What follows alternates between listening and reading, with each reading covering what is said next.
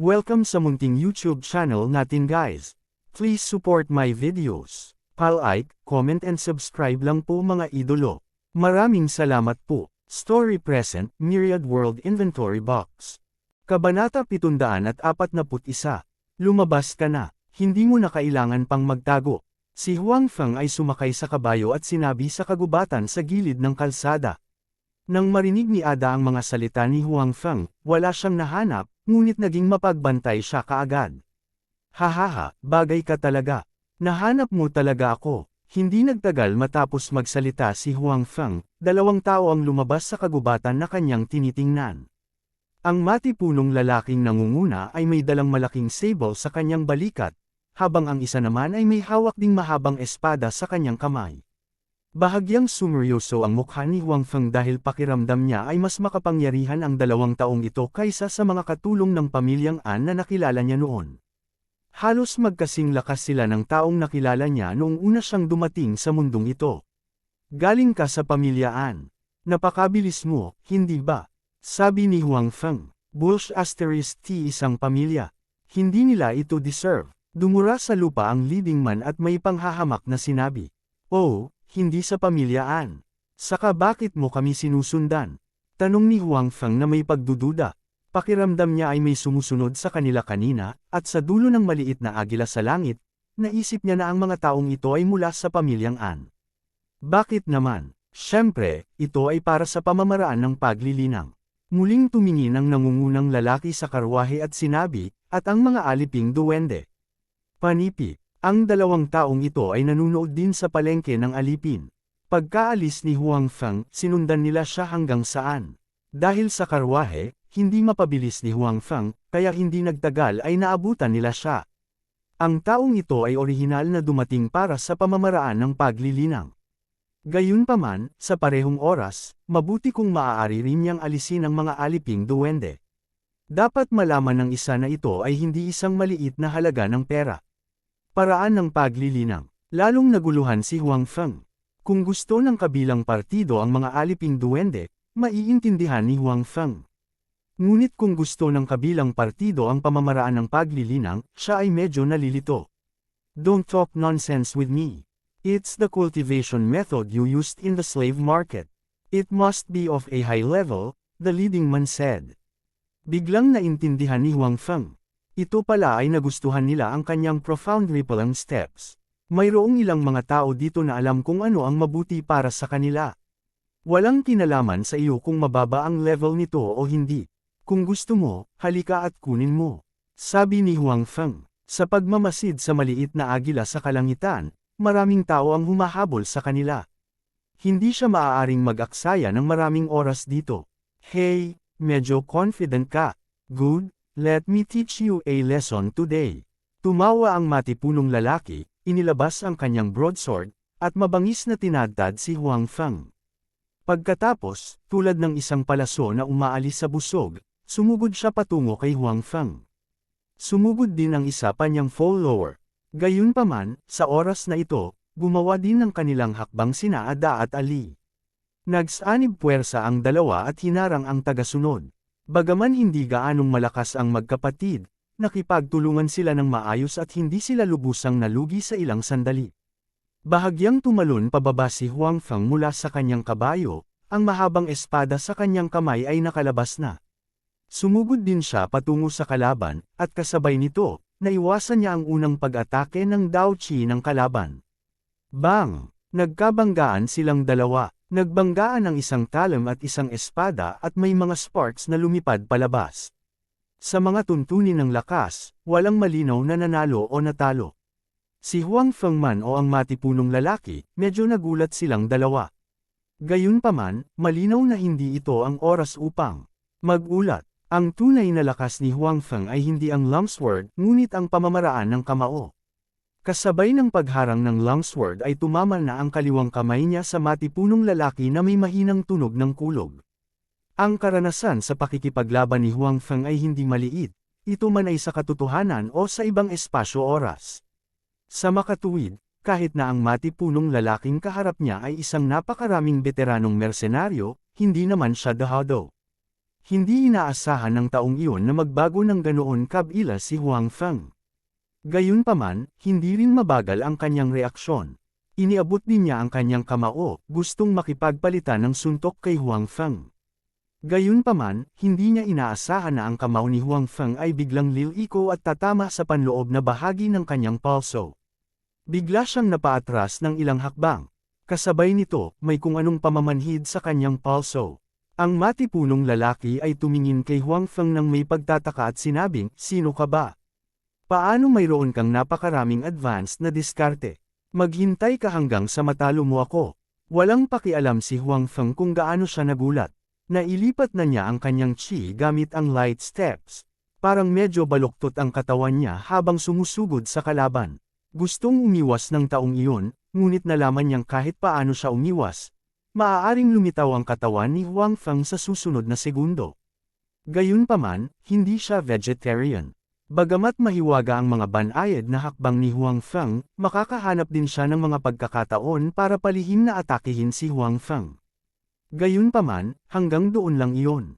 Kahit na si Huang Feng ay tinambangan niya, ang kanyang mga pinsala ay hindi malubha. Sa kabilang banda, sa ilalim ng mga pag-atake ng Seven Luminaries Rushing Thunder Fist ni Huang Feng, ang kanyang mga pinsala ay nagiging mas malala. Lalong naging marangal ang mukha ng matipunong lalaki. Hindi niya inaasahan na napakahirap pakitunguhan ni Huang Feng. Talagang mayroon siyang higit sa isang top-level na pamamaraan. Maging ito ay ang nakaraang footwork o ang kasalukuyang pamamaraan ng kamao, sila ay malinaw na hindi ordinaryong mga kalakal. Bukod dito, ang Dao Qi sa katawan ni Huang Feng ay mas malakas kaysa sa kanya. Bagamat siya ay labis na naguguluhan kung bakit hindi niya naramdaman ang pagbabago-bago ni Dao Qi sa katawan ni Huang Feng noon, pagkatapos makipaglaban ng ilang sandali, si Huang Feng ay hindi nagpakita ng anumang mga palatandaan ng Dao Qi. At ang matipunong lalaking ito mismo ay nakakonsumo ng maraming Dao Qi sa panahong ito dahil ginamit niya ang Dao Qi sa napakaraming lugar. Natural, mabilis ang pagkonsumo. Masyadong matigas ang lalaking ito. Fair na. Matapos ang matipunong lalaki ay muling talunin ng suntok ni Huang Feng, sa wakas ay nagkaroon na rin siya ng intensyon na umatras. "Pupunta ka at aalis ka ayon sa gusto mo. Humingi ka ba ng permiso ko?" Sabi ni Huang Feng na may malamig na mukha. Para sa ganitong uri ng tao na nagkusa na humanap ng gulo sa kanya at inilagay din sa panganib ang kanyang kaligtasan, hindi siya pakakawalan ni Huang Feng. Kung hahayaan niya ang kabilang partido, mag-iiwan siya ng nakatagong panganib. Huwag kang masyadong lalayo. Hindi inaasahan ng matipunong lalaki na hindi bibitaw si Huang Feng kahit na plano na niyang umatras. Puno ng bangis ang mukha niya. Hehe, 2 beses tumawa si Huang Feng. Pagkatapos noon ay hindi na niya ito pinansin. Muli niyang ginamit ang malawave na subtle steps at sumugod sa matipunong lalaki. Mabilis na hamarang ang matipunong lalaki, ngunit sa pagkakataong ito, may balak na siyang umatras. Bukod dito, ang Dao Qi sa kanyang katawan ay hindi gaanong kasaganya tulad ng dati, kaya kapag siya ay lumaban, ito ay mas mahirap. Gustong lumapit ng kanyang tagasunod at tumulong, ngunit hinarang siya ni Ada at Ali. Sa makatuwid, ang matipunong lalaki ay maaari lamang magpatuloy na harapin ang lalong mabangis na pag-atake ni Huang Feng ng mag-isa. Bang! Pagkaraan ng mahabang panahon na depensahan, ang matipunong lalaki sa wakas ay nagpakita ng kaunting kapintasan at nahuli ni Huang Feng. Sinuntok siya ni Huang Feng sa dibdib. Agad na niluwan ng matipunong lalaki ang isang malaking subo ng dugo at lumipad palabas ang kanyang katawan. Gayunpaman, bago bumagsak ang kanyang katawan sa lupa, si Huang Feng ay lumapit na sa kanyang likuran at tinusok siya ng espada. Kabanata 742.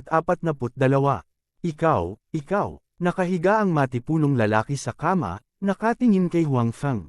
Ang kanyang mga mata ay puno ng kawalan ng pagnanais. May gusto siyang sabihin pero walang lumabas na salita. Hindi siya pinansin ni Huang Feng. Matapos matiyak na patay na siya, tumulong siya kay Ada at sa kanyang kapatid na babae. Hindi nagtagal, namatay ang tagasunod tulad ni Ada. "Kamusta kayong dalawa?" tanong ni Huang Feng. Tinutulungan ni Little Tenuki si Ada na bihisan ang kanyang sugat. Bagamat dalawa silang umaatake sa isang tao, medyo mahirap pa rin ito para sa kanila. Mas mahusay si Little Tenuki, ngunit si Ada ay pinutol ng kalaban, ngunit hindi ito isang nakamamatay na bahagi. Young Master, ayos lang ako. Hindi man maliit ang sugat, hindi nakasimangot si Ada. Lalaki talaga siya, mabuti naman. Pagkatapos magbihis, umalis na tayo dali. Maraming humahabol sa atin, sabi ni Huang Feng.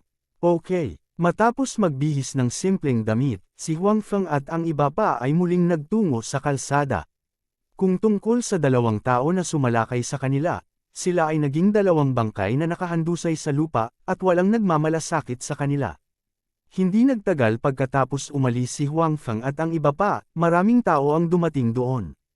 Nang makita nila ang mga bangkay sa lupa, sila ay natigilan noong una, at pagkatapos ay naunawaan nila ang nangyari. Mukhang hindi lang tayo ang nakatarget sa taong iyon, tiningnan ng pinuno ang dalawang bangkay sa lupa at sinabi.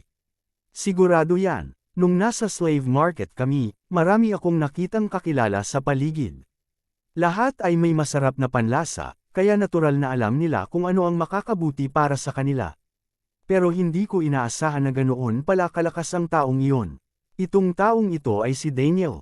Naalala ko na master pala siya ng Night Mercenary Group, pero hindi ko inaasahan na dito siya mamamatay, sabi ng isang malaking lalaki sa lupa. Ang Night Mercenary Group ay isa sa ilang B-level na mersenaryong grupo sa imperyo, at ang taong ito na tinatawag na Daniel ay tila sikat na sikat. Oo, siya yun. Ang galing niya sa kutsilyo ay napakatalas, at napakabangis din. Marami na siyang napatay, pero dito siya namatay ngayon, sabi ng katabi niya. Sabi ng lalaki kanina, tingnan mo, marami sa mga laman loob niya ang nadurog. Ang pumatay sa kanya ay halatang matigas na tao. Mukhang hindi lang maganda ang footwork ng taong iyon, hindi rin mahina ang hand martial arts niya. Siguradong higit sa isang magaling ang martial arts niya. Jonah, hulaan mo ba kung saan siya galing? Para magkaroon ng higit sa isang top-notch cultivation method, hindi siya dapat ordinaryong tao, di ba? Tanong nung lalaki kanina. Hindi ko masabi, pero lalo akong na-curious sa kanya, sabi ng tinatawag na Jonah. Sige, bilasan na natin at makahabol. Kung curious ka, pwede mo siyang ice-spar mamaya, sabi ng pinuno. Sige, ang grupo ng mga tao ay muling hinabol si Huang Feng. Malinaw na ang grupong ito ng mga tao ay hindi lamang ang humahabol kay Huang Feng. Sa likod ng grupong ito ng mga tao, pati na rin sa paligid, may iba pang humahabol sa kanila. Bagamat, ang pagkamatay ni Daniel ay napagtanto ng maraming tao na si Huang Feng at ang iba pa ay hindi simple. Sa harap ng isang top-rank cultivation technique, ang maliit na panganib na ito ay hindi sapat para takutin sila. Dahil dito, nagmadali ang grupo ni Huang Feng habang nakikipag-ugnayan sa mga taong humahabol sa kanila. Nakakapagod talaga, maging si Huang Feng ay pagod sa pisikal at mental, at ang magkapatid na Ada ay malubhang nasugatan. Ang grupo ni Huang Feng ay tumakbo ng isang araw at isang gabi. Sa gabi ng ikalawang araw, pumasok sila sa periphery ng dense fog forest at tuluyang naalis ang mga taong humahabol sa kanila. Gayunpaman, mayroon lamang isang paraan sa harap nila, at iyon ay ang pagpasok sa dense fog forest. Ang iba pang mga direksyon ay naharang na. Gayunpaman, orihinal na binalak ni Huang Feng na pumunta sa dense fog forest upang tingnan, kaya hindi katanggap-tanggap na pumasok ngayon. Ano ang dapat nating gawin? Ang grupo ng mga taong sumunod kay Huang Feng, ang tinatawag na Jonah, ay nagtanong sa pinunong nasa tabi niya. Huwag muna tayong maghabol. Anyway, nakapasok na sila sa dense fog forest. Papasok pa sana tayo. Hintayin mo na dumating yung iba sa likod natin, tapos sabay tayong papasok. Tutal hindi naman simpleng lugar ang dense fog forest, sabi ng pinuno. Sige, sumang-ayon si Jonah, at saka, mas mabuting huwag silang patayin ng mga mahiwagang hayop sa dense fog forest. Kung hindi, paano ako makakaganti? Nang matapos magsalita si Jonah, tumingin siya sa tiyan niya. May nakakatakot na sugat doon. Noon, naabutan na nila ang grupo ni Huang Feng, at nag-away ang magkabilang panig. Gayunpaman, sa huli, maayos na nakatakas ang grupo ni Huang Feng, at walang nakakuha ng kalamangan. Sa panig ni Jonas, maliban sa kanyang sarili na nasugatan, 2 tao ang namatay. Sa panig ni Huang Feng, si Ada ay nasugatan din ng malubha, at sa bigat ng mga aliping duwende na iyon, hindi nang ahas si Huang Feng na makipagkulitan sa kanila. Huwag kang mag-alala, sa hitsura ng mga taong iyon, tiyak na hindi sila madaling papatayin ng mga mahiwagang hayop. Sinabi ng nasa katanghaliang gulang na pinuno, gayunpaman, ang kakayahan ng binata na iyon ay talagang nakapagpatinggan sa kanya sa isang bagong liwanag. Dati, nang lumaban sila kay Huang Feng, hindi sila nakakuha ng anumang kalamangan. Kung si Huang Feng ay walang mga tao sa paligid niya na humihila sa kanya pababa, maaaring hindi sila makakatakas ng hindi nasaktan mula sa mga kamay ni Huang Feng. Gayunpaman, ang mga taong ito ay hindi nag-alala. Pinatunayan ng mga katotohanan na ang panig lamang ni Huang Feng ang napakalakas, ang iba ay maaari lamang maging pabigat. Sa gilid nila, marami pa rin ang hindi pa dumarating. Kapag dumating na ang lahat, hindi imposibleng talunin si Huang Feng. Sa katunayan, mayroon pa silang mataas na pagkakataon na magtagumpay. Bukod dito, ang mga taong nakipag-away kay Huang Feng ay hindi lamang ang grupong ito ng mga tao, mayroon ding ilang grupo ng mga tao. Gayunpaman, ang mga taong iyon ay hindi kasing swerte nila, karamihan sa kanila ay namatay sa lugar. Kahit na pinalad silang makatakas, sila ay malubhang nasugatan. Halos imposible para sa kanila na makahanap ng gulo sa grupo ni Huang Feng. Sige, magpahinga na tayo dito, hindi muna makakahabol ang mga tao sa likod natin. Sa dense fog forest, sinabi ni Huang Feng sa mga taong nasa likuran niya. Sa oras na ito, ang nagmamaneho ng karwahe ay pinalitan ni Ali, para kay Ada, siya ay nakahiga sa karwahe upang magpagaling. Nang bumagsak ang boses ni Huang Feng, pinahinto ni Little Tenoki ang karwahe. Pagkatapos ay isa-isang lumabas sa karwahe ang mga aliping elven. Makalipas ang isang araw at isang gabi, ang mga aliping elven ay halos gumaling na. At least, wala silang problema sa paglalakad. Sa panahong ito, lahat ay tumatakbo. Nailigtas pa ni Huang Feng ang isa sa mga babaeng duwende. Kung hindi dahil sa napapanahong intervention ni Huang Feng, ang mga mersenaryo na tumambangan sa kanila ay napatay na sana ang babaeng duwende na iyon. Sa makatuwid, ang ugali ng mga duwende na ito kay Huang Feng ay mas mabuti kaysa dati. Hindi sila masyadong masungit, ngunit hindi rin sila masyadong palakaibigan. Kamusta ka na? Pumunta si Huang Feng sa harapan ng karwahe at tinanong si Ada. Limitado ang lakas ni Ada. Sa panahon ng labanan, gusto niyang protektahan si Huang Feng at ang kanyang kapatid na babae, kaya siya ay malubhang nasugatan. Sa oras na ito, ang kanyang mukha ay napakaputla, at walang gaanong dugo sa loob nito. Kabanata 743. Salamat sa pag-aalala mo, young master. Hindi pa ako mamamatay. Pinisil ni Ada ang ngiti sa maputlang mukha. Kuya, wag kang gagalaw. Napuno ng luha ang mga mata ni Tenuki nang makita ang hitsura ng kapatid. Ang mga pinsala ng kanyang kapatid ay kadalasang dahil sa kanya. Bakit ka umiiyak? Okay lang ako, sabi ni Ada. Dito ka na lang magpahinga. Tenuki, alagaan mo ang kapatid mo, sabi ni Huang Feng sa kanilang dalawa. Ang kailangan ni Ada ngayon ay pahinga. Palagi na siyang tumatakbo na may masamang epekto sa kanyang katawan. Pagkatapos noon, naglakad si Huang Feng sa lugar kung nasaan ang 5 duwende. Mula nang makuha niya ang mga duwende na ito, hindi na nagkaroon ng pagkakataon si Huang Feng na makipag-usap sa kanila. Noong una, gusto niyang bumili ng mas maraming alipin sa slave market, ngunit dahil kay Anziking, hindi niya magawa iyon ngayon. Maghihintay na lamang siya ng pagkakataong makabili ng higit pa sa hinaharap. Anong ginagawa mo dito? Nang lapitan ni Huang Feng ang mga alipin, hindi niya inaasahan na ang isa sa mga babaeng alipin ay magsasalita sa kanya ng may masamang ugali. Bukod dito, pagkatapos noon, ang 5 alipin ay tumingin kay Huang Feng ng may pagbabantay. Tanging ang ibang babaeng alipin, na iniligtas ni Huang Feng, ay medyo nag-aalinlangan. Si Huang Feng ay medyo nataranta. Sa pagkakaalam niya, ang mga alipin ay lubhang magalang o natatakot sa kanilang mga amo. Napaka-humble ng kanilang ugali. Alam niya ito nang makita niya si Ada at ang kanyang kapatid. Gayunpaman, ang mga aliping elven na ito ay tila may kanya-kanyang personalidad. Huwag mong kalimutan ang status mo. Kayo ay aking mga alipin ngayon. Ito ba ang dapat mong ugali kapag nakikipag-usap sa iyong amo? Bagamat walang pakialam si Huang Feng na trituhin ang mga aliping ito bilang pantay-pantay, kung trituhin nila siya ng may pagkapuot, tiyak na hindi niya ito mapapahintulutan. Ikaw, narinig ng babaeng duwende ang salitang, alipin, at namula ang kanyang mukha. Ang salitang ito ay isang kahihiyan sa kanya, ngunit hindi niya ito maalis. I think you'd better listen to me. Otherwise, bagamat maganda ang ugali ko, hindi ibig sabihin na wala akong init ng ulo.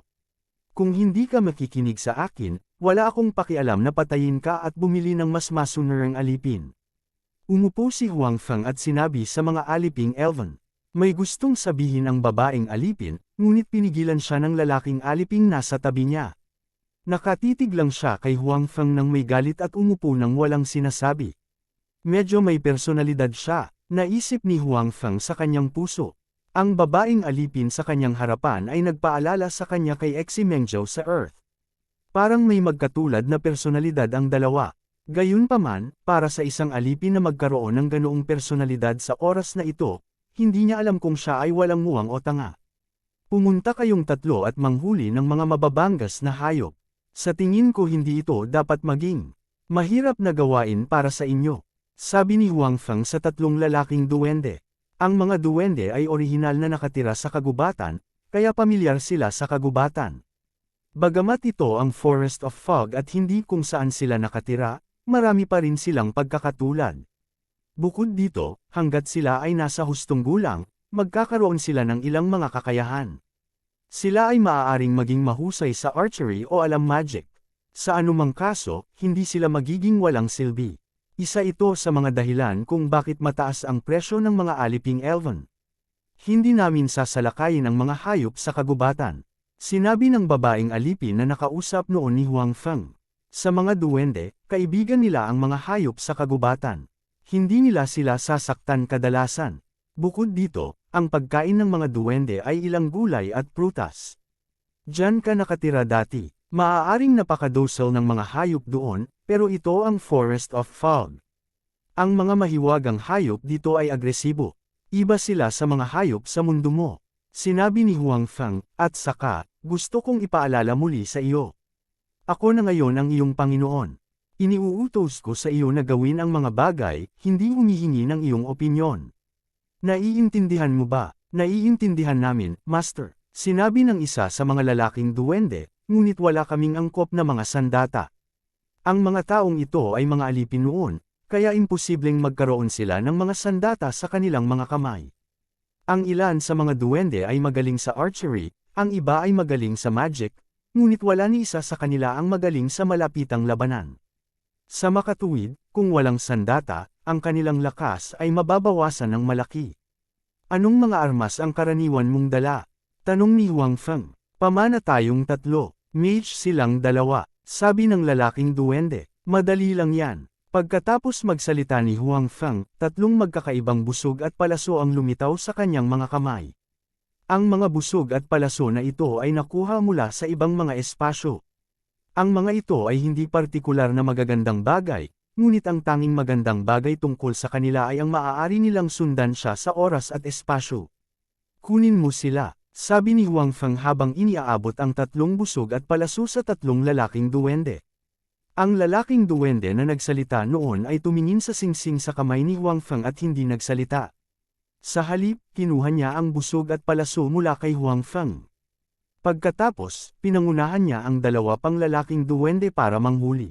Ito ang paligid ng Forest of Fog.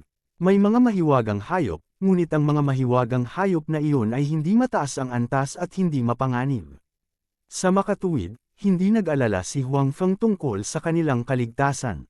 Wala ka bang sasabihin sa akin? Ngumiti si Huang Feng sa babaeng duwende noon. Nakikita niya na ang mga duwende na ito ay hindi masyadong ordinaryo, lalo na ang masungit na babaeng duwende noon. Parang may status siya. Iginagalang siya ng ibang mga duwende. Sa makatuwid, si Huang Feng ay labis na interesado sa kanyang pagkakakilanlan.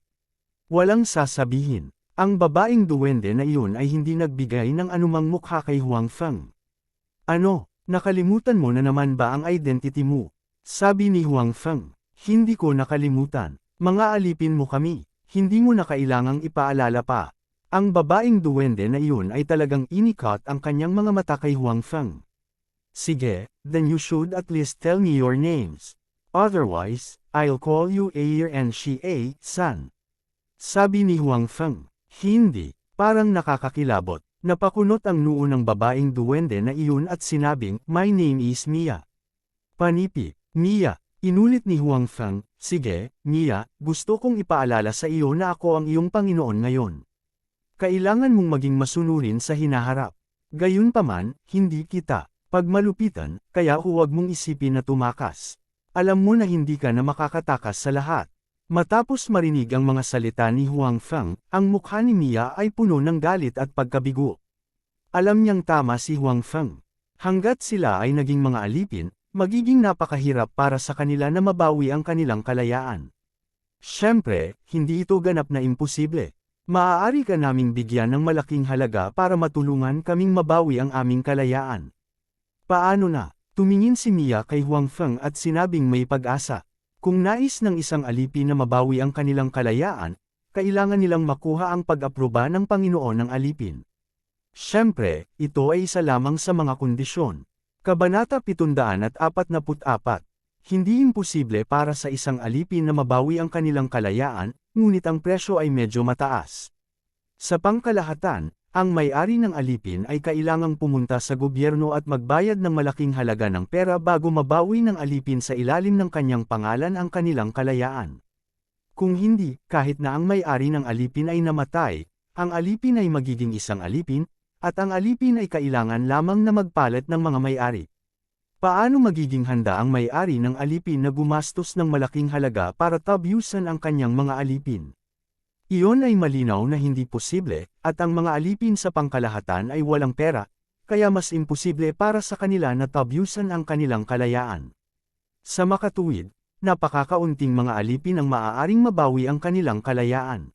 Siyempre, ang mga aliping ito ay maaari ring makatakas ng mag-isa, ngunit ang tatak sa kanilang mga katawan ay hindi mawawala. Saan man sila tumakbo, walang paraan upang baguhin ang kanilang pagkakakilanlan. Hindi dahil sa hindi naisip ng mga duwende na ito na tumakas. Sa kanila, hanggat tumakbo sila pabalik sa kanilang sariling tribo at hindi napunta sa mundo ng mga tao, hindi ito gaanong makakaapekto sa kanila kahit na mayroon pa silang tatak ng isang alipin. Gayunpaman, habang nasa daan, nakita na nila na si Huang Feng ay pambihira, at hindi isang taong makakalaban nila. Sa makatuwid, hindi sila nang ahas na tumakas. Ang dahilan kung bakit naglakas loob si Huang Feng na hayaan ang tatlong lalaking duwende na manghuli gamit ang mga busog at palaso ay dahil nakikita niya na ang babaeng duwende na nagngangalang Mia ay hindi ordinaryong isa. Ang mga lalaking duwende na iyon ay hindi susuko sa kanya at makatakas ng mag-isa. "Napakayaman mo ba?" tanong ni Huang Feng na may interesadong ekspresyon. Nakita ni Mia na tila natutokso si Huang Feng, at nagmamadaling sinabi, "Siyempre, basta't ibinalik mo ang aming kalayaan at hayaan kaming umalis, bibigyan ka namin hanggat gusto mo. Medyo malaki ang bunganga mo ha. Pagbigyan mo ako hanggat gusto mo. Lalo akong na-curious sa identity mo ngayon." Ngumiti si Huang Feng at sinabing, "Gayunpaman, dahan-dahan akong kumita ng pera." Gayunpaman, ang mga alipin ng Elven ay hindi isang bagay na mahahanap anumang oras. Sa tingin mo ba ay susuko na ako? Ikaw, bastard ka. Namumula ang mukha ni Mia nang malaman niyang niloko siya ni Huang Feng. Ngumiti si Huang Feng, at hindi ito pinansin. Hindi nagtagal, bumalik ang tatlong lalaking duwende na may hawak na biktima sa kanilang mga kamay. Tama ang hula ni Huang Feng. Siguradong hindi sila tatakas. Bukod dito, palagi silang makakahanap ng biktima sa kagubatan. Sa huli, ang pagkain na ito ay inihanda ni Huang Feng. Maaaring maghanda ang 5 duwende ng ilang pagkaing vegetarian, ngunit halatang hindi sila magaling sa karne. Parehong beastman sina Ada at Ali, kaya hindi sila bihasa sa aspetong ito, hindi pa banggitin na ngayon ay nasugatan si Ada. Hawak ni Huang Feng ang immortal book sa kanyang mga kamay, at sa mga pampalasa sa kagubatan nakakabalik lang ng mga duwende, hindi mahirap para kay Huang Feng na magluto ng pagkain. Bukod dito, sa panahong ito, natuklasan ni Huang Feng na maraming pagkain sa mundong ito, ngunit kulang ang masarap na pagkain. Karamihan sa mga ulam ay nilaga, at walang MSG. Sa madaling salita, ito ay mas masahol pa kaysa sa katotohanan. Matagal nang gustong pagbutihin ni Huang Feng ang kanyang sariling pagkain. Hindi nagtagal, nag-ihaw si Huang Feng ng mababang antas ng mahiwagang hayop na mukhang ibon sa apoy. Ang buong katawan nito ay malutong na dilaw, at naglalabas ito ng mga alon ng halimuyak. Young Master, marunong ka namang magluto di ba? Ang galing mo talaga. Matapos tulungan ni Ali ang kanyang kapatid na bumaba sa karwahe, handa siyang tulungan si Huang Feng. Gayunpaman, mabilis niyang natuklasan na hindi siya makapagbigay ng anumang tulong. Ang mga kasanayan sa pagluluto ni Huang Feng ay mas mahusay kaysa sa kanya. Siyempre, ang niluluto kong pagkain ay hindi pwedeng kainin ng ordinaryong tao. Sabi ni Huang Feng na may pagmamalaki. Hindi lang si Little Tanuki ang naakit sa amoy ng barbecue, maging ang mga duwende ay naakit. Ito ang unang pagkakataon na nakakita sila ng ganitong paraan ng pagkain. Bukod dito, napakabango ng amoy. Ilang beses na silang hindi nakakain ng masarap kaya hindi nila maiwasang maakit sa amoy. Huwag ka na lang umupo dyan, halika na. Nang matapos si Huang Feng sa pag-ihaw ng pagkain, hiniling niya kay Ali na bigyan ang kanyang kapatid, at pagkatapos ay tinawag niya ang mga duwende. Sinong gustong kumain ng pagkain mo? Malamig na ngumuso si Mia. Malinaw, galit pa rin siya kay Huang Feng. Kung hindi ka kumain, magugutom ka. Sinabi ni Huang Feng, "Oh tama, ito ang kagubatan, palagi kang makakahanap ng pagkain, tama. Tapos hindi kita ay treat dito." Panipi, sino ang nakakaalam na sa sandaling matapos magsalita si Huang Feng, inagaw ni Mia ang isang drumstick mula sa kanyang kamay, kumagat, at sinabing, "Ayaw mo akong kumain, ngunit gusto kong kumain ng higit pa. Gagawin kitang walang makain." Malinaw, gusto ni Mia na hindi masaya si Huang Feng. Kung hindi niya ito kayang panindigan at pakawalan, iyon ang pinakamabuti. Pero halata naman, medyo walang muwang si Mia. Kung ibang tao, pinatay na sana siya sa halip na pakawalan siya. Kaya lang nakilala niya ang mabait na si Huang Feng. Hindi masyadong nagalit si Huang Feng sa inasal ni Mia. Ngumiti siya at ibinigay ang natirang laman sa mga aliping elven. Kinuha ito ng mga duwende na medyo nahihiya. Bagamat bihira silang kumain ng karne, hindi ito nangangahulugan na hindi nila ito kakainin. Bukod dito, napakasarap ng pagkain na inihaw ni Huang Feng. Ang mga aliping elven ay nagbalik ng maraming biktima, sapat para makakain ng lahat.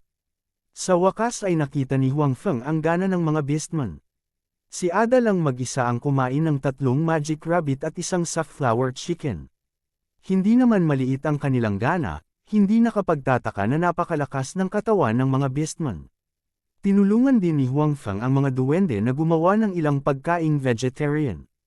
Bagamat kumain din sila ng karne, hindi sila kumain ng marami.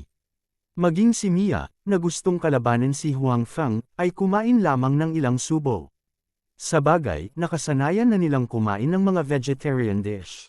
Ang mga duwende ay lubos na nagpapasalamat kay Huang Feng sa espesyal na paggawa ng pagkain para sa kanila.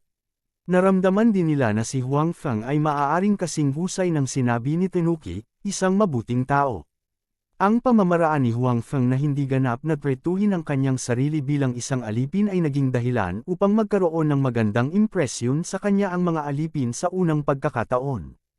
Maging ang saloobin ni Mia kay Huang Feng ay bumuti ng, "Husto, magpahinga muna kayo. I'll be on duty for the first half of the night.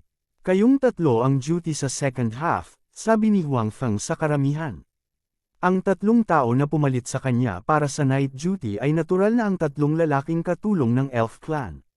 Gustong tulungan ni Tanuki at Ada si Huang Feng sa night shift, ngunit tinanggihan sila ni Huang Feng. Sa oras na ito, sa pagpapapahinga lang ni Ada ay mas mabilis siyang makaka-recover. Para naman sa mga duwende, nagkatinginan sila at walang sinabi. Malinaw na sumang-ayon sila sa kaayusan ni Huang Feng.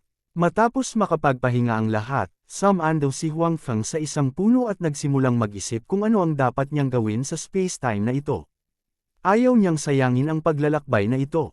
Ito ang pinakamahalagang bagay para sa kanya. Kabanata 745. Sa pagpunta dito sa loob ng ilang araw, nagkaroon si Huang Feng ng kaunting pag-unawa sa mundong ito. Ito ay isang mundo kung saan ang lakas ay iginagalang.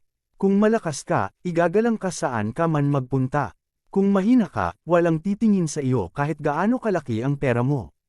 Ito ay hindi isang mundo ng batas, ngunit isang mundo ng lakas. Sa makatuwid, kung nais ni Huang Feng na bumili ng ari-arian at kumita ng pera dito, ang unang bagay na kailangan ni Huang Feng ay ang kanyang sariling sandatahang lakas. Sa ganoong paraan, hindi siya gagawin ng iba, at maaari siyang kumita ng may kapayapaan ng isip. Ang paglikha ng isang mersenaryong grupo ay malinaw na isang magandang ideya. Hindi ito napagtanto ni Huang Feng noong una, ngunit nang magparehistro siya bilang isang mersenaryo, bigla niyang napagtanto na maaari siyang lumikha ng isang mersenaryong grupo na puno ng mga alipin. Maaari niyang turuan sila ng panloob na lakas at galaw.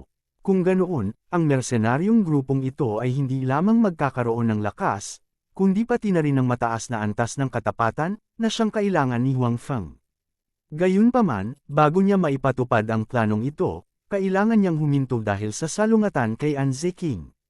Ngayon, maaari na lamang niyang lutasin ang kanyang sariling mga problema muna, at pagkatapos ay pumunta sa ibang mga lungsod upang palawakin muli ang kanyang lakas. Bago pa tuluyang makalaban ng kanyang lakas ang pamilyang An, hindi na siya makakabalik sa Haotian City. Tungkol sa mga kaguluhan sa likod niya, alam ni Huang Feng na hindi pa niya ganap na naasikaso ang mga ito. Hindi niya inaasahan na ang isang simpleng salungatan ay magiging sanhi ng napakaraming tao na interesado sa kanyang paraan ng paglilinang. Malinaw, minamaliit niya ang pagiging kaakit-akit ng isang mahusay na paraan ng paglilinang sa iba sa mundong ito. Gayunpaman, sa kanyang sariling pangunawa sa panganib at pagkakaroon ng maliit na agila, si Huang Feng ay hindi masyadong nag-aalala tungkol sa kanyang sariling kaligtasan. Dahil tinalikuran na niya ang kabilang partido, hindi niya hinayaang makahabol sila. Gayunpaman, kahit na hindi siya hinabol ng kabilang partido, ang Fog Forest ay isang napakadelikadong lugar. Napakahirap para sa kanya na pumunta sa ibang mga lungsod sa pamamagitan ng lugar na ito. Naramdaman din ng mga aliping duwende si Huang Feng na medyo kakaiba. Obviously, baka hindi ordinaryong tao ang nagngangalang Mia. Gayunpaman, walang sinabi ang kabilang partido, at hindi nilayo ni Huang Feng na pilitin silang magsabi ng anuman. Anyway, sila ay kanyang mga alipin, at hindi sila maaaring tumakas kahit na gusto nila. Kung paano sila matulad sa magkapatid, halatang sakit sa ulo. Bilang karagdagan sa pag-iisip tungkol sa mga bagay na ito, kailangan ding isipin ni Huang Feng kung anong negosyo ang dapat niyang bilhin upang kumita ng pera. Pagkatapos ng lahat, ito ang pinakamahalagang bagay para sa kanya. Hindi ba, siya pumunta sa ibang space para kumita? Sa kasalukuyan, maraming paraan ang naisip ni Huang Feng para kumita ng pera. Ang isa ay ang paggawa ng alak. Mahilig din uminom ang mga tao sa mundong ito lalo na ang mga duwende. Adik daw sila sa alak. Kung hindi sila umiinom, hindi sila komportable sa lahat. Malinaw, ang alak sa mundong ito ay hindi maihahambing sa kanyang Immortal Brew, kaya ito ay isang magandang negosyo upang kumita ng pera. Tulad ng para sa iba pang paraan upang kumita ng pera, ito ay ang industriya ng armas. Nalaman ni Huang Feng na ang paggawa ng armas sa mundong ito ay napaka-atresado. Ang kanyang espada, na hindi masyadong matalas, ay parang isang banal na sandata dito. Nang umalis siya sa espasyong ito, makakahanap siya ng ahente at hayaan ang kabilang partido na magdala ng malamig na mga armas mula sa totoong mundo para ibenta rito. May isa pang paraan para kumita, na ngayon lang napagtanto ni Huang Feng, at iyon ay pagkain. Ang mundong ito ay hindi masyadong mahusay sa paggawa ng pagkain. Maaari siyang gumawa ng ilang MSG, kumuha ng ilang modernong pampalasa, at turuan ang mga tao na magluto. Pagdating ng panahon, makapagbukas na lang siya ng restaurant at hindi kumita. Hindi ko akalain na maraming paraan para kumita ng pera sa mundong ito. Ito ay talagang isang treasure trove na hindi pa nabubuo. Napabuntong hininga si Huang Feng. Siyempre, maraming paraan upang kumita ng pera, ngunit ang kinakailangan ay upang makaalis siya ng ligtas sa lugar na ito at magkaroon ng sariling kapangyarihan sa parehong oras. Ang lahat ay kailangang gawin ng dahan-dahan. Mabilis na lumipas ang unang kalahati ng gabi. Matapos gisingin ng tatlong lalaking duwende, samaan daw si Huang Feng sa puno at ipinikit ang kanyang mga mata. Hindi siya natutulog, bagkus, naglilinang siya. Ito ay isang lugar kung saan ang mga kamao ng isa ay nagsasalita ng pinakamalakas. Kung mas maraming lakas ang mayroon ng isa, mas maraming proteksyon ang makukuha ng isa. Prinsesa, prinsesa. Matapos makumpirma na, natutulog, si Huang Feng, marahang Jin Aiseng ng tatlong lalaking duwende si Mia. Kung tungkol sa paraan ng pag-uusap nila kay Mia, medyo hindi karaniwan. Mabilis na binuksan ni Mia ang kanyang mga mata. Sa katunayan, hindi siya natutulog ng mahimbing. Kanina pa niya hinihintay si Huang Feng na makapagpahinga. Mabilis ding nagising ang ibang babaeng duwende. Prinsesa, kasalanan ko ang lahat. Kung hindi, hindi ka sana nahulog sa ganitong estado, sabi ng lalaking duwende na may simpleng pakikipag-usap kay Huang Feng kay Mia na puno ng pangungutya sa sarili. Guard Jill, this is not your fault. I was willful and insisted to run out to play. Kaya nga nahuli ako at nadamay kayong lahat, seryosong ekspresyon ni Mia. Seryosong sabi ni Mia, sa sandaling ito, ibang-iba siya sa masuweng at masuweng nakita ni Huang Feng noon. Sa katunayan, ang masungit na Mia na nakita noon ni Huang Feng ay ang totoong siya. Gayunpaman, dahil sa kanyang kusa, lahat ay nahuli at naging mga alipin. Sinisi ni Mia ang sarili, kaya sa isang iglap nag-mature siya ng husto. Kasalanan ko, kung hindi, hindi sana naging alipin si Princess, sabi ni Jill. Kung hindi dahil sa kailangan niyang protektahan si Mia, nagpakamatay na sana siya para mabayaran ang kanyang mga kasalanan. Sige, huwag na nating pag-usapan ito. Ngayon ay kailangan na nating mag-isip kung ano ang gagawin, sabi ni Mia sabay wave ng kamay. Nag-wave ng kamay si Mia. Alam niya na kailangan niyang pasanin ang pangunahing responsibilidad para sa bagay na ito, at hindi ngayon ang oras upang labanan ang responsibilidad. Prinsesa, takbo na tayo. Anyway, tulog na silang lahat. Mas pamilyar tayo sa kagubatan kaysa sa tao. Basta babalik tayo sa tribo, magiging maayos tayo, sabi ng isa pang babaeng duwende. Oo, kami ang pinakapamilyar sa kagubatan. Talagang makakatakas kami, sabi ng isa pang gwardya. Maging si Jill ay medyo kinilig. Pagkatapos ng lahat, ang mga duwende ay nakatira sa kagubatan mula pa noong sila ay bata pa, at walang mas pamilyar sa kagubatan kaysa sa kanila. Hindi man ito ang kanilang tinitirhan, hindi rin naman sila mahihirapang tumakas. Hindi. Sa hindi inaasahang pagkakataon, umiling si Mia, at sinabing, hindi mo ba napansin na laging alam ng lalaking iyon ang direksyon ng mga humahabol? Princess, anong ibig mong sabihin? Tanong ni Jill. Bagamat mukhang napaka-inosente ni Mia, siya rin ay isang maselang tao, lalo na pagkatapos ng nakaraang insidente. Siya ay nag-mature, at ang kanyang mga kasanayan sa pagmamasid ay tumaas ng higit sa isang antas. May isang pares ng mga mata sa langit sa itaas natin. Tinuro ni Mia ang langit. Ang iba pang mga duwende ay likas na tumingin sa langit, ngunit ito ay napakadilim, at wala silang makita. Kabanata 746. Sa maghapon, sinadya kong tingnan. May kung ano sa itaas ng ulo namin, pero dahil sa sobrang taas, hindi ko makita kung ano iyon. Matagal na kaming sinusundan ng bagay na iyon. I guess that it's a flying magical beast na pinaamo ng taong iyon, sabi ni Mia. Seryoso ang tingin ng lahat. Sa mundong ito, hindi dahil walang nagpaamo ng mahiwagang hayop, ngunit ang mababang antas ng mahiwagang hayop ay madaling paamuhin. Halimbawa, ang magic rabbit ay isa na ngayong uri ng mahiwagang hayop na maaaring alagaan ng maraming ordinaryong tao. Gayunpaman, ang mga high-level na mahiwagang hayop ay napakahirap paamuin, at ang mga maaaring lumipad ay mas mahirap. Kahit ang pagkuha sa kanila ay hindi naging madali. Kapag ang isang mahiwagang hayop ay pinaamo ng kanyang amo, maaari nga itong makipag-usap sa isip ng kanyang amo. Hindi katakataka na makakatulong ito kay Huang Feng na subaybayan ang sitwasyon sa kanilang paligid. So, hindi na tayo makakatakas, sabi ni Mia. At saka, nakita ko na hindi ginamit ng taong iyon ang buong lakas niya sa pagharap sa mga taong umamba sa amin. Nagpipigil pa siya, nagtitimpi pa rin. Gulat na sigaw ni Jill. Maging ang iba ay mukhang hindi makapaniwala.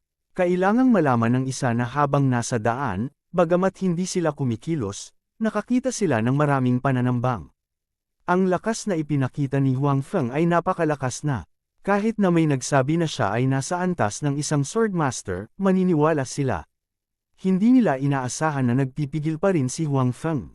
Ganyan ba talaga siya kalakas? Hindi pa rin makapaniwala si Jill. Magiging mas malakas lang siya kaysa sa iniisip natin, sabi ni Mia. Kung ganoon ano ang dapat nating gawin? Susundan mo ba siya at maging alipin niya? Tanong ng isa pang babaeng duwende.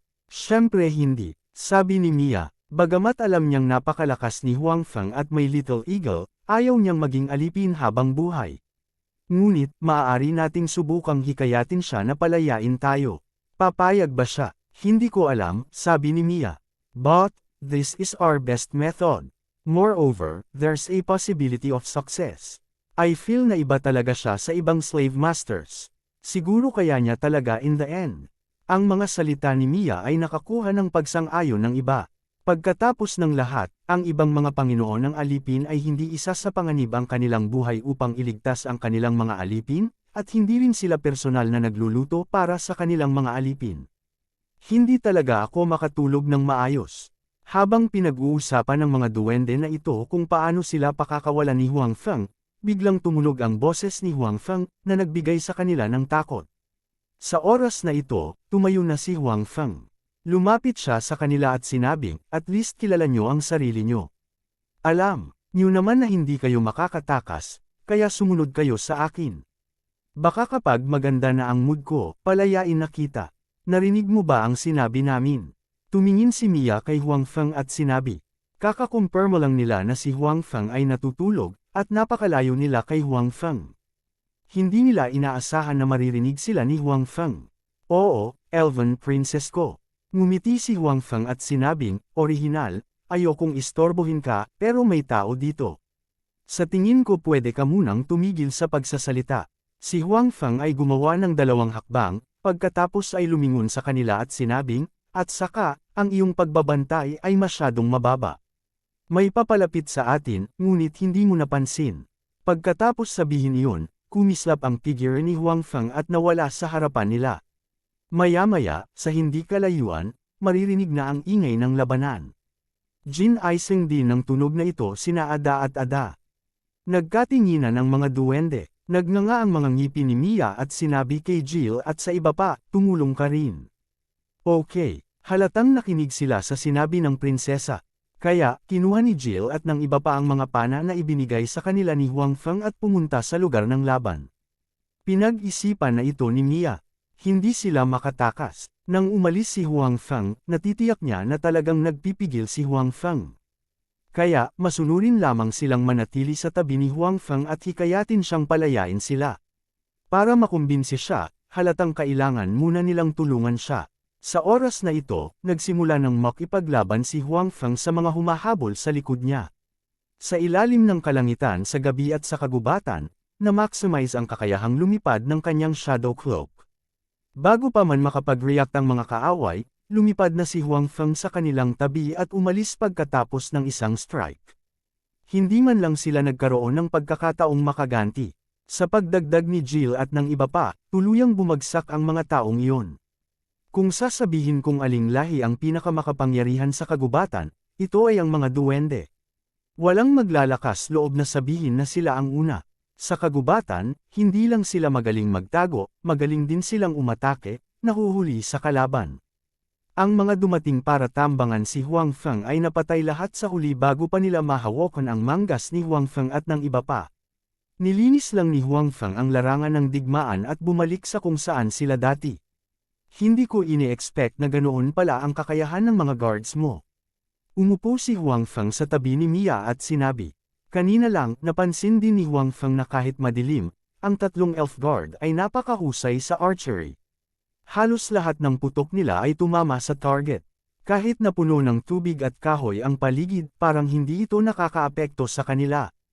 Masasabing mas malakas ang bawat isa sa kanila kaysa sa magkapatid na Ada. Hindi katakataka na maaari silang maging mga bantay ng prinsesa. Oo naman, pagmamalaki ni Mia. Kung ikukumpara sa husay nila, mas na-curious ako. Paano ka nabihag at naging alipin, ang prinsesa ng lahing Elven? Tumingin si Huang Feng sa kanya at sinabi. Nang marinig ang mga salita ni Huang Feng, nawala ang pagmamataas sa mukha ni Mia.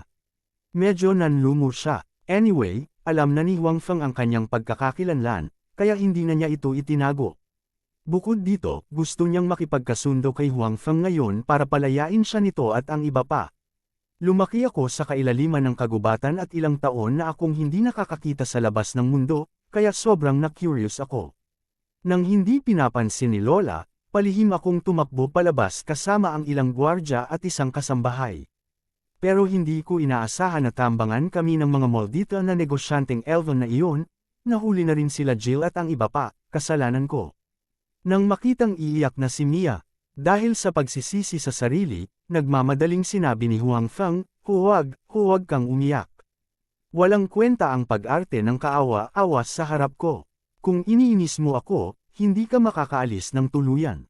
Matiim na pinandilata ni Mia si Huang Feng at pinigilan ang mga luhang malapit ng bumagsak. Tapos, sabi niya, so, pakakawalan mo kami. Bakit hindi? Tumingin si Huang Feng sa kanya at nakangiting sinabi. Kabanata 747. Ang dahilan kung bakit binili ni Huang Feng ang mga Elven na aliping ito ay dahil siya ay mausisa.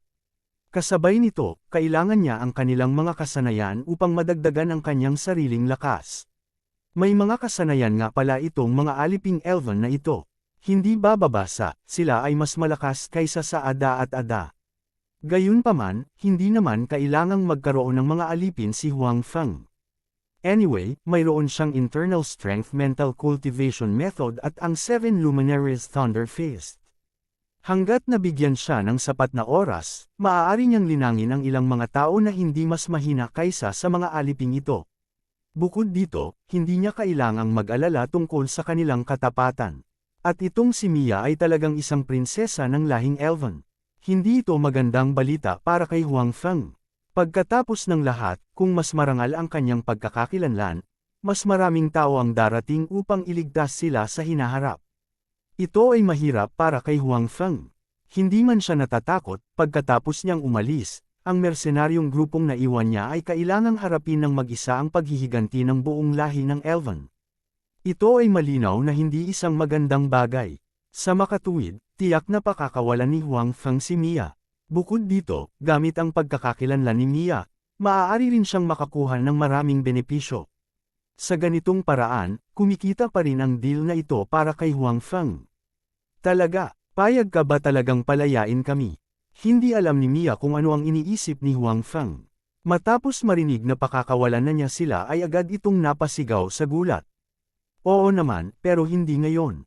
Sinabi ni Huang Feng, bukod dito, kailangan mong magbayad ng ilang mga benepisyo. Kung tutuusin, gumastos ako ng maraming pera para bilhin ka noon, alam mo rin iyon. Oo naman, sabi ni Mia. Sa puntong ito, tama si Huang Feng. Bukod dito, kung hindi sila binili ni Huang Feng, hindi sila magkakaroon ng pagkakataong umalis. Kaya, hanggat handa si Huang Feng na palayain sila, lubos silang nagpapasalamat kay Huang Feng sa kanilang mga puso. Bukod dito, nadama nila na makatuwirang magbayad ng ilang kabayaran. Okay, pag-uusapan natin ang bagay na ito pagkatapos nating makalabas sa Fog Forest. Bago yun, kailangan mong makinig sa akin. Sabi ni Huang Feng. Walang problema, masayang sabi ni Mia. Alam din niya ang tungkol sa mga panganib ng Fog Forest. Kahit napabayaan sila ni Huang Feng ngayon, hindi sila maglalakas loob na umalis ng mag-isa. Ito ay masyadong mapanganib. Mas mabuting sumama kay Huang Feng. At saka, ang pangalan ko ay Huang Feng, hindi yung taong yun. Dagdag ni Huang Feng. Naiintindihan, sabi ni Mia. Pagkalipas ng hating gabi, hindi sila nakatagpo ng anumang panganib, kaya't si Huang Feng at ang iba pa ay makapagpahinga ng mabuti. Sa sumunod na 2 araw, ginamit ni Huang Feng ang maliit na agila sa araw upang maiwasan ang pagtugis ng mga tao sa likod nila. Kinagabihan, pinangunahan niya ang 3 Elven na gwardya na maglunsad ng palihim na pag-atake sa mga taong nasa likuran nila. Sa gabi, palagi silang nakakamit ng magagandang resulta. Pagkaraan ng 2 araw, karamihan sa mga humahabol sa likod nila ay napatay nila. Ang mga nabubuhay pa ay mataktikang nagkusa na umatras. Napagtanto na nila na si Huang Feng at ang iba pa ay hindi dapat gawing trifle, lalo na sa gabi. Gayunpaman, sa 3 araw, nalaman ni Huang Feng sa pamamagitan ng maliit na agila na ang taong humahabol sa kanila ay si An Ziking. Bukod dito, nang walang ibang tao sa likod nila, nagpasya si Huang Feng na lumaban sa maghapon. Si An Ziking at ang iba pang nasa likod namin ay ang mga taong gustong bumili sa iyo sa slave market. Ngayon, plano kong makipagkita sa kanila sa araw. Sinabi ni Huang Feng sa lahat. Siya yun. Dukitin ko ng personal ang mga mata niya. Mabangis na sabi ni Mia. Naalala pa niya kung paano siya tiningnan ni An Ziking sa palengke ng alipin. Sige, halos gumaling na ang mga sugat ni Ada. This is the first time na magkakatrabaho tayong lahat. Sabi ni Huang Feng. Ang kakayahan ng pagbawi ni Ada ay medyo lampas pa rin sa imahinasyon ni Huang Feng. Ito ay mas mabilis kaysa sa inaasahan niya. Hindi niya inaasahan na ganoon kalakas ang katawan ni Ada. Hindi lamang ito mas matibay kaysa sa iba, ngunit mas mabilis din ito kaysa sa mga ordinaryong tao pagdating sa paggaling matapos masugatan. Sa makatuwid, sa ilalim ng pagsasaayos ni Huang Feng, nagsimula ang lahat sa pagtambang sa kagubatan. Ito rin ang unang pagkakataon na ginamit ni Huang Feng ang Shadow Cloak sa harap ng lahat. Bahagya niyang tinapik ang kanyang mga paa at lumutang, madaling dumaong sa isang napakalagang puno. Labis nitong ikinagulat ang lahat. Kung tutuusin, sa mundong ito, walang gaanong tao ang direktang makakalipad ng walang tulong ng mga kasangkapan. Si Mia at ang iba ay muling natuwa na hindi sila tumakas noon. Sa kakayahan ni Huang Feng, nililigawan nila si kamatayan kung gusto nilang tumakas. Pagkatapos noon, maraming tao mula sa Elf Clan ang mabilis na umakyat sa puno. Para naman kay Ada at sa kanyang kapatid na babae, nakakita sila ng isang masikip na palumpong upang itago. Ang orihinal na buhay na lugar ay biglang naging walang laman. Gayunpaman, hindi nagtagal ay lumitaw ang mga tao ni An Ziking sa kanilang larangan ng pangitain. Marahil ay dahil gusto ni An Ziking na palawakin ang lugar ng paghahanap, ngunit ang mga tao ni An Ziking ay napakalat. Mag-ingat ka, malapit lang sila. Kung may makakita sa kanya at mapatay ang lalaking iyon, gagantimpalaan ko sila ng 1,000 gintong barya. Ang boses ni An Ziking ay narinig mula sa likuran. Ang mga salita ni An Ziking ay nagdulot ng kaguluhan sa karamihan. Ang 1,000 gintong barya ay hindi maliit na bilang. Sapat na yun para yumaman sila sa magdamag. Kinamumuhian lang ni An Ziking si Huang Feng hanggang sa buto. Kahit si Ouyang Xingwen ay hindi niya ginawang labis na galit kay Huang Feng. Dahil sa pagkamatay ni Ouyang Xingwen, nadama ni An Ziking na mayroon siyang walang hangganang kaluwalhatian. Dahil sa pagkamatay ni Huang Feng, si An Ziking ay nakaramdam ng lamig mula sa loob hanggang sa labas. Paano niya mapapatawad si Huang Feng? Nang malaman niyang nakatakas si Huang Feng mula sa Haotian City, hindi siya sumuko. Sa halip, hinabol niya ito hanggang sa makapasok siya sa Fog Forest.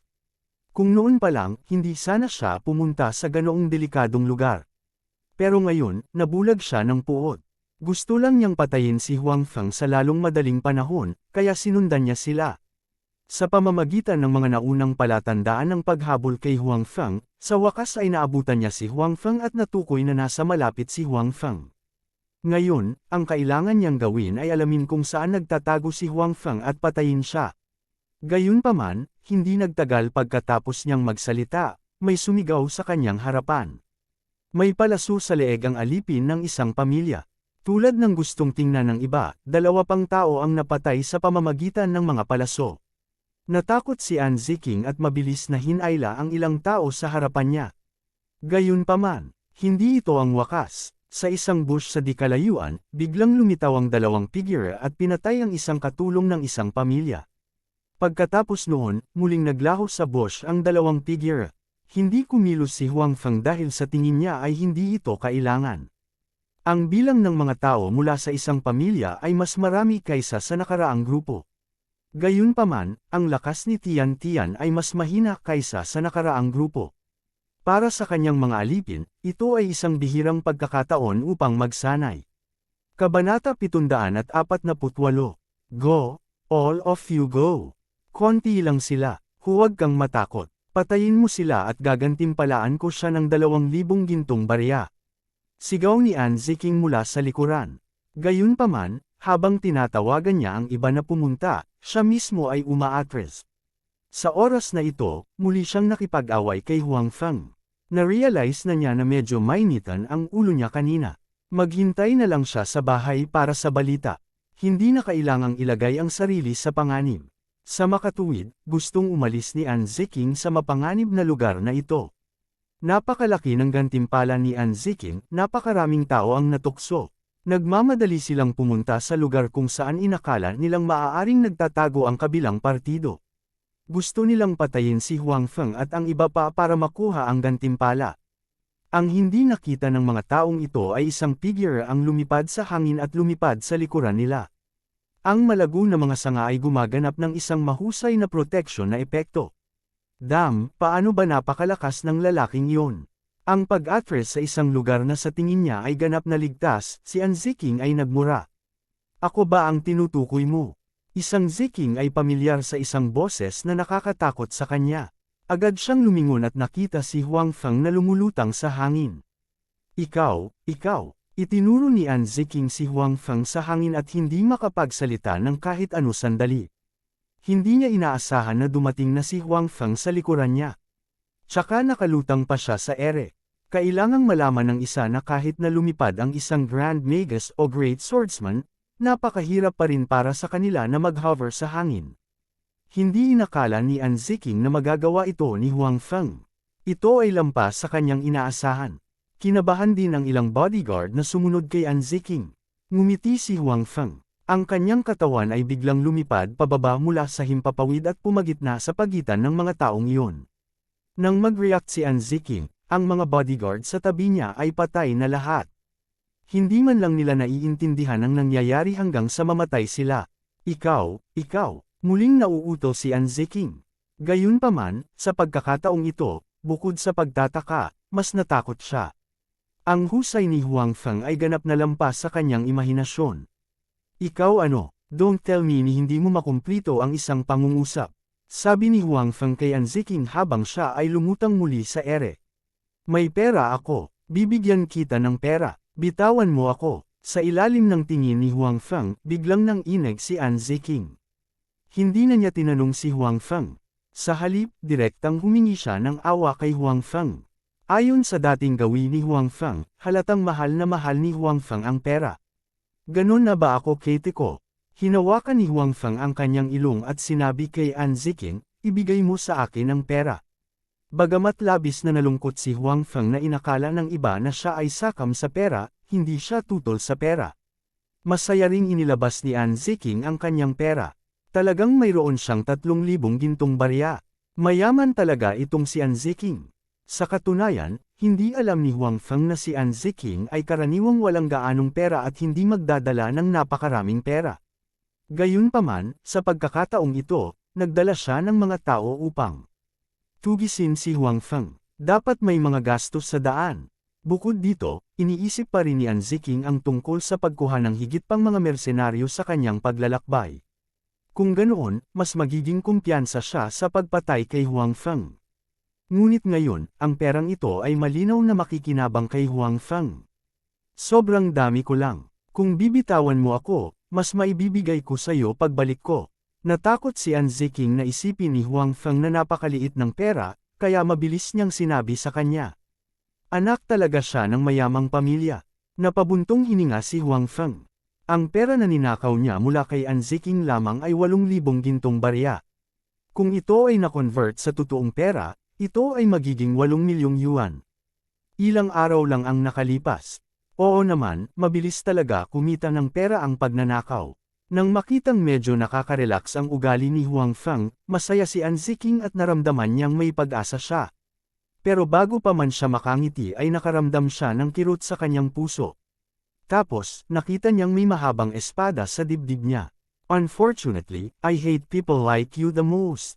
Dapat itabi ang pera mo para sa susunod mong buhay. Tumayo si Huang Feng sa harap ni An Ziking at mahinahong sinabi. Hindi, huwag. Ibinuko ni An Ziking ang kanyang bibig at inabot si Huang Feng. Gayunpaman, ang sigla sa kanyang katawan ay mabilis na nauubos. Sa huli, hindi niya mahawakan si Huang Feng. Hindi niya sinasadyang bumantong hininga. Binawi ni Huang Feng ang kanyang mahabang espada at ipinunas ito sa katawan ni An Ziking. Hindi na niya matindaan kung ilang tao ang napatay niya nitong mga nakaraang araw, pero hindi naman masyadong nag-fluctuate ang puso niya.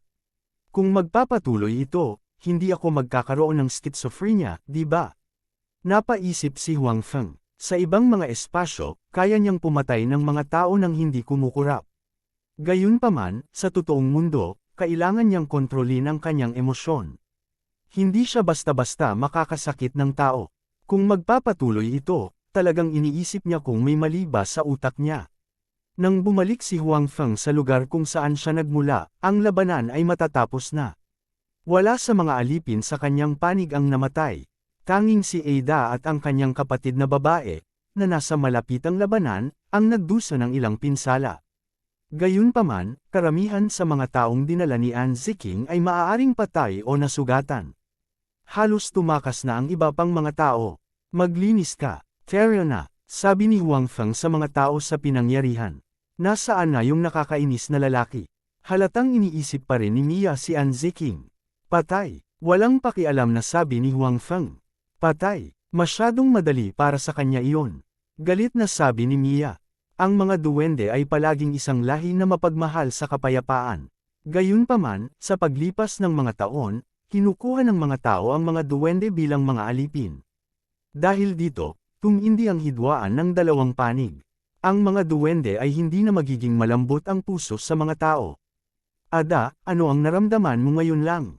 Tinanong ni Huang Feng si Ada habang papalabas. Young Master, pakiramdam ko na double ang lakas ko, tuwang-tuwang sabi ni Ada. Gayunpaman, agad niyang sinabi, gayunpaman, mas makapangyarihan si Ali kaysa sa akin. Mayroon na siyang chi flow sa kanyang katawan. Talaga, iyan ay talagang medyo makapangyarihan. Tumingin si Huang Feng kay Ali na medyo nahihiya at sinabi. 2 araw na ang nakalipas, naipasa na ni Huang Feng ang pamamaraan ng paglilinang ng internal strength at ang 7 luminaries Rushing Thunder Fist kina Ada at Ami. Sa 2 araw na ito, nagpractice din silang dalawa tuwing may oras. Pagkatapos ng mga nakaraang labanan, naunawaan ni Ada at Ami na sila ay masyadong mahina. Hindi nila matulungan si Huang Feng. Sa kabaligtaran, madalas nilang hilahin si Huang Feng pababa. Ngayong nakakita na sila ng pagkakataong pagbutihin ang kanilang lakas, natural na silang nagsanay ng buong lakas. Tinahak ng 7 luminaries Rushing Thunder Fist ang landas ng lakas at bangis. Ito ay angkop para sa mga tao ng Beast Race. Bukod dito, kahit na wala silang internal strength, maaari pa rin silang magkaroon ng magandang epekto. Kabanata 749. Ang likas na lakas ng Ada ay mas malaki kaysa sa mga ordinaryong hayop, lalo na ang mga tao. Sa makatuwid, ang 7 luminaries Thunder Fist ay mas malakas sa kanyang mga kamay. Mas malakas pa ito kaysa kay Huang Feng nang wala siyang panloob na lakas. Gayunpaman, hindi inaasahan ni Huang Feng na si Little Tenuki ang unang magpakita ng lakas ng loob. Mukha siyang bata, ngunit mayroon na siyang kaakit-akit na vixen. Bukod dito, ginamit niya ang ganoong kaikling oras. Dapat malaman ng isang tao na kahit para sa mga tao, napakahirap na linangin ang panloob na lakas sa napakaikling panahon. Hindi banggitin, ang mga hayop ay hindi masyadong mahusay sa paglilinang. Gayunpaman, nagawa ni Little Tenuki na linangin ang panloob na lakas sa napakaikling panahon. Talagang lampas ito sa inaasahan ni Huang Feng. Hiniling ni Huang Feng kay Ada at sa iba pa na labanan ang mga tagapaglingkod ng pamilyang An dahil gusto niyang makita kung gaano kabisa ang kanilang paglilinang. Hindi niya inaasahan na magiging mas maganda ang resulta kaysa sa inaasahan niya. Huang Feng, anong uri ng pamamaraan ng paglilinang ang ibinigay mo sa kanila? Maaari rin bang magtanim ang mga hayop? Nagtatakang tanong ni Mia kay Huang Feng. Ibinigay ni Huang Feng ang internal strength cultivation method at fist technique sa magkapatid, ngunit hindi niya ito ibinigay sa mga duwende. Pagkatapos ng lahat, sa puso ni Huang Feng, palaging sinusundan siya ni Ada at Ada. Gayunpaman, iba ang mga duwende. Tiyak na aalis sila. Natural na ayaw ni Huang Feng na malik ang kanyang paraan ng paglilinang. Hindi mo malalaman kung anong paraan ng paglilinang ang ibibigay ko sa iyo, sabi ni Huang Feng. Maaari ding magtanim ang mga hayop, ngunit iilan lamang sa kanila ang makakapagtanim. Si Huang Feng ay orihinal na gustong turuan ang magkapatid na magic, ngunit ang mga hayop ay tila hindi masyadong matalino. Hindi nila kayang gisingin ang magic. Sa makatuwid, si Huang Feng ay kailangang sumuko. Nahulaan ni Huang Feng na ang dahilan kung bakit maaaring linangin ni Ada at Ada ang panloob na lakas at pamamaraan ng paglilinang ay dahil ang dalawang bagay na ito ay hindi kabilang sa mundong ito. Kung hindi, paano niya makikilala ang dalawang halimaw ng magkasabay gayong kakaunti ang mga hayop na maaaring magtanim? Kalimutan mo na kung ayaw mong sabihin sa akin. Medyo hindi nasisiyahang sabi ni Mia. Gayunpaman, alam din niya na hindi sila pinagkakatiwalaan ni Huang Feng, kaya hindi niya sila tinuruan ng paraan ng paglilinang. Gayunpaman, hindi masisisi ni Mia si Huang Feng dahil hiniling niyang umalis. Si Huang Feng ay natural na hindi maniniwala sa kanya. Dapat kayong mag-cultivate ng mabuti. Kapag ang ibang tao ay sumali sa aming mersenaryong grupo sa hinaharap, ikaw ang magiging pinakamatandang kapatid na lalaki at babae, sabi ni Huang Feng kay Ada at Ada. Ang dalawang ito ay pag-asa ni Huang Feng. Oo, young master. Hindi man maintindihan ng dalawa kung bakit sila tinawag na panganay na kuya at ate ay tumango pa rin sila. Kahit na hindi sabihin ni Huang Feng, seryoso silang maglilinang.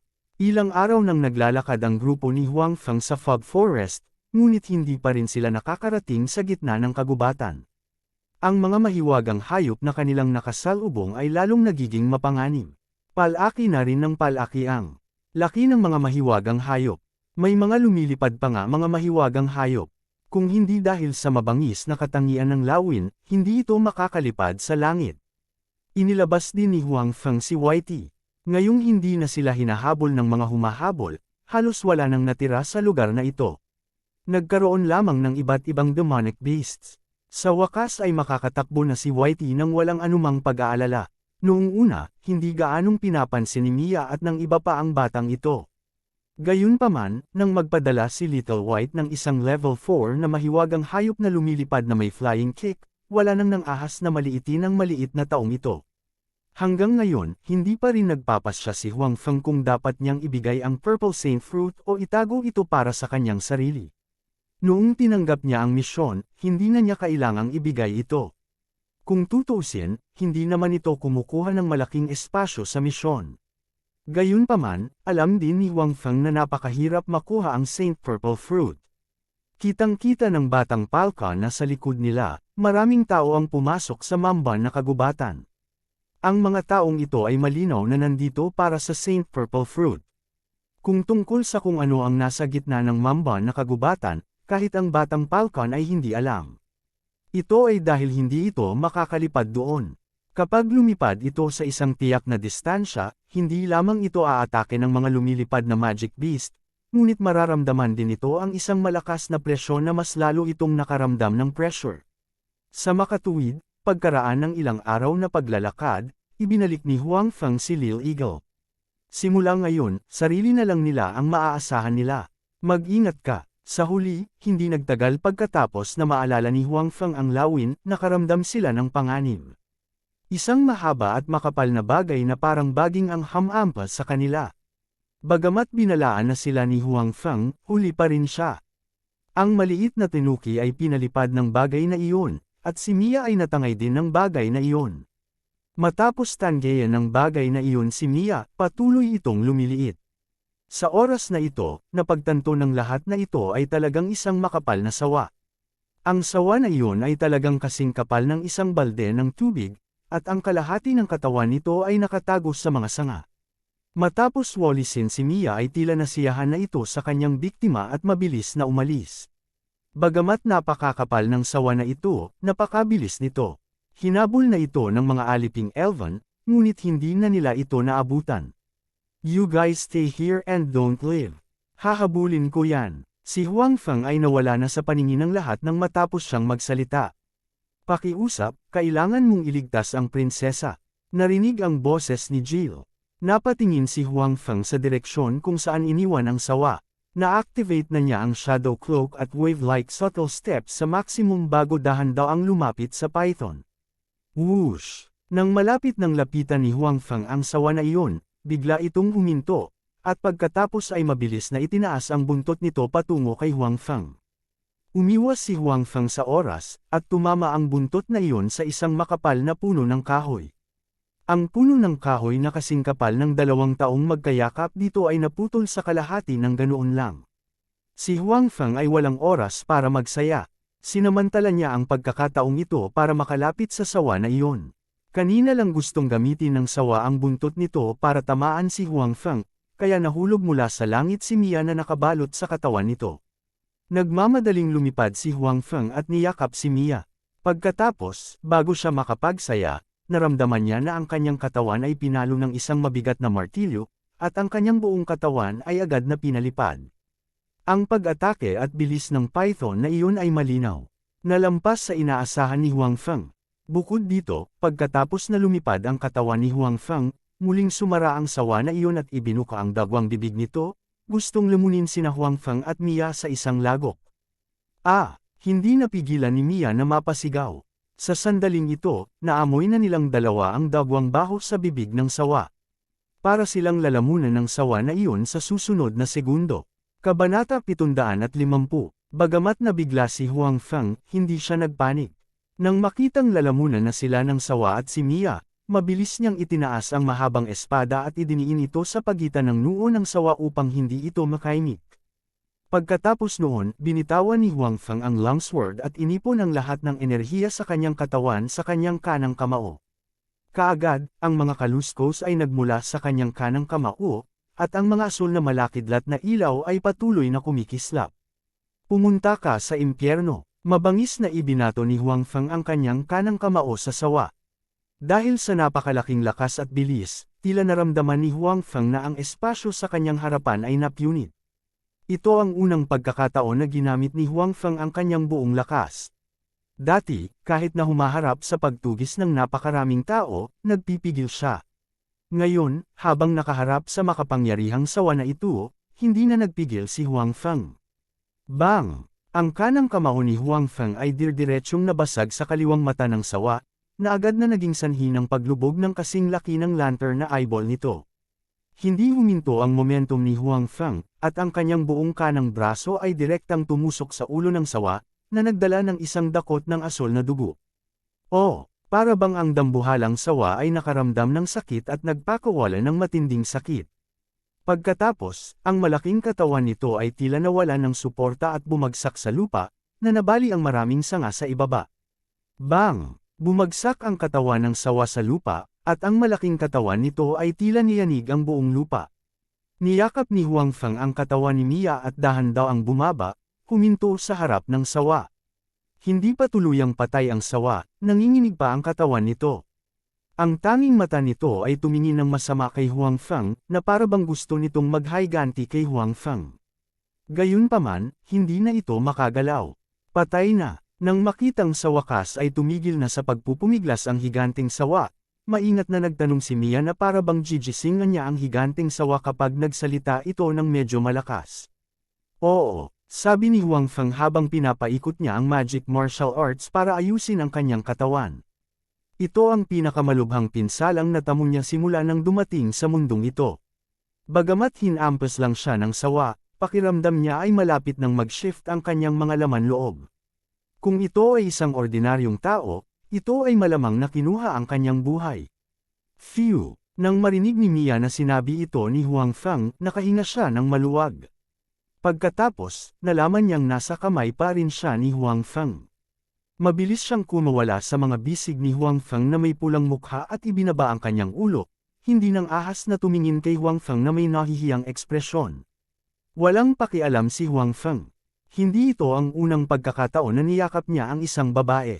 Sa kabaligtaran, mas curious siya sa malapaython na magical beast na ito sa oras na ito.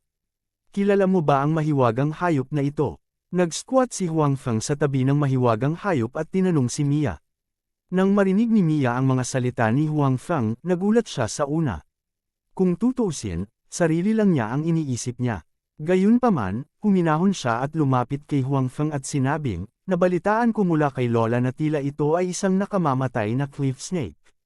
Ang katawan nito ay matigas, at ang mga ngipin nito ay nakakalason. Kung nakagat ka nito, tiyak na mamamatay ka. Bagamat ito ay isang antas pitong mahiwagang hayop lamang, ang lakas nito ay mas malakas kaysa sa isang pangkaraniwang kapantay. Sumimangot din si Huang Feng. Kahit na sila ay naglalakad patungo sa gitna ng dense fog forest upang makuha ang Saint Purple Fruit, malayo pa rin sila mula sa gitna. Hindi niya inaasahan na makakatagpo talaga ang isang level 7 na mahiwagang hayop dito. Ang mga mahiwagang hayop ay nahahati sa 9 na antas. Kung mas mataas ang antas, mas malakas sila. Ayon sa alamat, sa itaas ng level 9, mayroong mga mythological beast. Ang mga mature na mythological beast ay maaaring kumuha ng anyo ng tao at nagsasalita ng wika ng tao. Sa mga tuntunin ng hitsura, hindi sila naiiba sa mga tao. Sa pangkalahatan, ang mga high-level na mahiwagang hayop ay nakatira sa gitna ng dense fog forest. Ngunit sa ilang kadahilanan, ang level 7 na mahiwagang hayop na ito ay talagang lumitaw dito at halos patayin siya at si Mia. Kalimutan mo na yun, wag ka na mag-isip masyado. Let's deal with this guy in front of us. Sabi ni Huang Feng. Kailangang malaman ng isa na ang buong katawan ng isang mataas na antas ng mahiwagang hayop ay isang kayamanan. Ang mga mahiwagang hayop sa itaas ng antas 5 ay magkakaroon ng mahiwagang kristal sa kanilang ulo. At kung mas mataas ang antas ng mahiwagang hayop, mas mahusay ang kalidad ng mahiwagang kristal at mas maraming mana ang nilalaman nito. Kasabay nito, ang balat ng isang mahiwagang hayop, dugo, at maging ang mga ngipin ay pawang mga kayamanan. Maaari silang gawing armor o armas. Lalo na ang isang mahiwagang hayop tulad ng nasa harap nila, ang mga ngipin nito ay lubhang nakakalason. Ang isang sandata na ginawa mula sa mga ngipin nito ay magiging lubhang nakakalason. Iyon ay magiging isang napakahusay na sandata.